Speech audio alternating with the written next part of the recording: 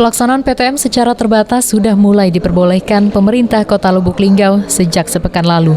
Dengan melihat hasil rekomendasi dari Dinas Kesehatan Lubuk Linggau terkait penyebaran kasus COVID-19 di Lubuk Linggau, pihak Pemkot Lubuk Linggau sendiri mengaku PTM digelar berdasarkan surat edaran Menteri Pendidikan dan Kebudayaan yang mempersilahkan jika daerah sudah masuk level 1 sampai level 3.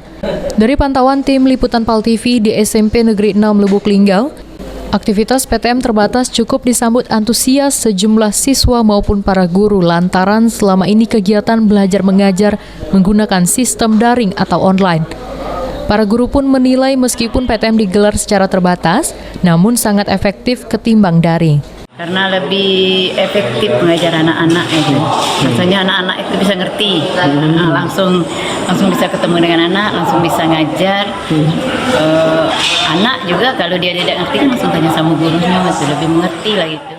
Sosial hubungan antara guru dengan siswa itu sudah mulai terasa, karena selama ini kan ya ada yang dari tahun kemarin sekolah baru masuk kan belum ketemu. Nah, baru tahun ini ketemu, tahu-tahu sudah di kelas 2. Alhamdulillah antusias siswa juga guru terutama itu terlihat jelas. Dengan mulai digelarnya PTM terbatas, wali murid sangat mendukung dan mengharapkan belajar tatap muka terus dilakukan, namun tetap menjaga protokol kesehatan ketat. Tri Hajariah, PAL TV.